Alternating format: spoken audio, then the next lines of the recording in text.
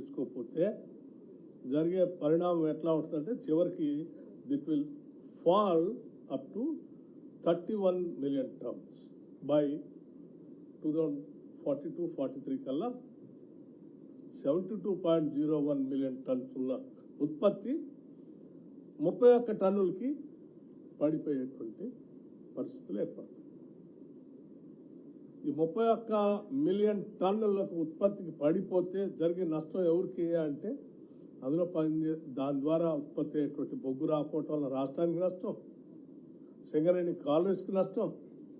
ఇవన్నీ పడిపోతుంది, బొగ్గు బాయిలు అన్ని బంద్ అయిపోతాయి. కాబట్టి అందులో పనిచేసే ఉద్యోగస్తులు ఇప్పటికి 40,000 మంది పర్మనెంట్ వాళ్ళు ఉన్నారు. ఇంకో 30,000 మంది అవుట్ సోర్సింగ్ వాళ్ళు పనిచేస్తూ ఉన్నారు. దాదాపు 70,000 మంది ఉద్యోగస్తులు ఇబ్బందులు పడాల్సి వస్తుంది, బదాన్ని పడాల్సి వస్తుంది. వాళ్ళ కుటుంబాలు, ఆ కుటుంబాలకు సంబంధించిన భవిష్యత్తు ఇవన్నీ బదాన్ని పడాల్సి వస్తుంది. అంటే ఇన్ని వేల కుటుంబాలకు సంబంధించినటువంటి భవిష్యత్తుని, సింగరేణి భవిష్యత్తుని, రాష్ట్ర ఆదాయాన్ని పణంగా పెట్టి ఆప్షన్స్లో పార్టిసిపేట్ చేయకుండా ఈ రాష్ట్రానికి నష్టం జరుగుతుంది. అట్లాగే ప్రైవేటు సంస్థలు కానీ వ్యక్తులు కానీ బ్లాకులు దక్కుతుంటాయి. అయినప్పటికీ సంస్థలు రాయల్టీలు, ట్యాక్సులు, సింగరేణి సంస్థ బొగ్గు బ్లాకులు తక్కువ కాబట్టి బొగ్గు ఉత్పత్తి ఉండదు, రాష్ట్ర అవసరాలు బొగ్గు ఇవ్వలేకపోతాం. సో మీకు ఇప్పుడే చెప్పాను ఈ ప్రొడక్షన్ ఎట్లా ఉంటుంది. క్లోజింగ్ మైన్స్ ఉదాహరణకి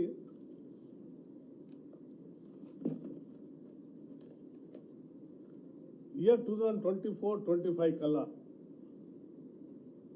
క్లోజ్ అయ్యేటువంటి మైన్లు JK5 OC, RGOC 1 express, SRP1 enclave, RK5 enclave, RK6 enclave, RKNT, RKP OC phase 1. ఇవి 2024-25 కల్లా క్లోజ్ అయ్యే పరిస్థితి వచ్చినటువంటి బ్లాక్స్. అలాగే 25-26 కల్లా KTK6 ఎంక్లేవ్, 27-28 కల్లా చూస్తే దాదాపు 10 బ్లాకులు క్లోజ్ అయ్యే పరిస్థితి వచ్చేసింది, అయిపోయింది. 10 బ్లాకులు అంటే కృష్ణారం OC, PK OC, KOC2, RGOC 3, KHGOC, GDK11 enclave, VKP, KK5, RK7, IK1A అంటే నియరింగ్ అబౌట్ 10 బ్లాక్స్ బంద్ అయిపోతుంది. 2032-33 కల్లా ఇంకొక 7 బ్లాక్స్ బంద్ అయిపోతుంది. అట్లాగే 37-38 కల్లా ఇంకొక 4 బ్లాక్స్ బంద్ అవుతుంది. 42-43 కల్లా ఇంకొక 6 బ్లాక్స్ బంద్ అయిపోతుంది.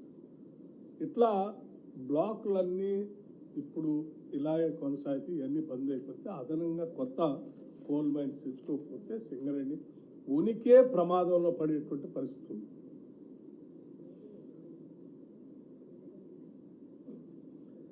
ఉదాహరణకి మన సింగరేణి ఒక్కటేనా, దేశంలో ఇతర ప్రభుత్వ రంగ సంస్థలు చాలా ఉన్నాయి కదా. ఏమున్నాయి? కోల్ ఇండియా ఉంది, NTPC ఉంది, Tamil Nadu Genco, SLC, Andhra Pradesh mineral corporation, Assam mineral, Gujarat mineral development corporation. ఇప్పటి వరకు దాదాపు 109 బొగ్గు బ్లాకులకు వివిధ ప్రభుత్వ ప్రైవేట్ సంస్థలు వేలం పాట పాడి ఇవన్నీ దక్కించుకున్నాయి. సో దేశంలో ఉన్నటువంటి ప్రభుత్వ రంగ సంస్థలు ఆక్షన్ పెట్టే సమయంలో వాళ్ళు అలర్ట్గా ఉండి అందులో పాల్గొని ఇన్ని 109 బ్లాకులు వాళ్ళు పొందితే సింగరేణి కాలనీస్ ఒక్క బ్లాక్ కూడా పొందలేదు. Who's at loss? రాష్ట్రము, సింగరేణి.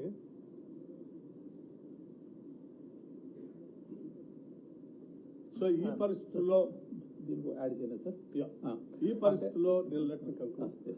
పరిస్థితుల్లో ఈ వాస్తవ విషయాలన్నీ ప్రజలకు తెలియజెప్పి కార్మికులకి, ప్రజలకి ఈ రాజకీయ కొన్ని భ్రమలు సృష్టించి ఆ భ్రమల్లోంచి భావోద్రేకాలు సృష్టించి ఆ భావోద్రేకాల నుంచి మనకు కావాల్సిన వ్యక్తులకి లాభం కలిగేటట్టు చేసి అంతిమంగా రాష్ట్రాన్ని సింగరేణి నష్టపరిచినటువంటి పరిస్థితులు గత కొన్ని సంవత్సరాలుగా మనం చూసాం.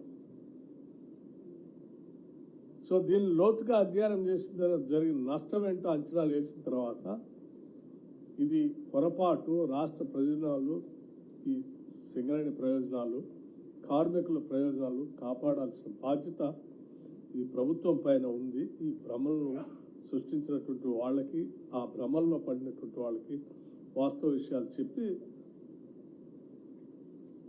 కోల్ బ్లాక్స్ ఆక్షన్ ఎక్కడ జరిగినా సింగరేణి కాలనీస్ పార్టిసిపేట్ చేయాలని చెప్పి అటు కార్మిక సంఘాలు, ఈ బోర్డు తీసుకున్న నిర్ణయాన్ని ప్రభుత్వం కూడా సింగరేణి కాలనీస్ చూస్తున్నటువంటి వాళ్ళు తప్పనిసరిగా సింగరేణిని, రాష్ట్రాన్ని కాపాడే విధంగా మీరు నిర్ణయం చేయండి అని చెప్పి వారికి చెప్పడం జరిగింది.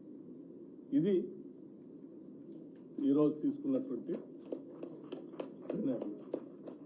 సో దయచేసి కేవలం కోలే కాకుండా భవిష్యత్తులో, ఎందుకంటే ఈ రాష్ట్రానికి ఉన్న అతిపెద్ద ప్రభుత్వ రంగ సంస్థ సింగరేణి కాలనీస్,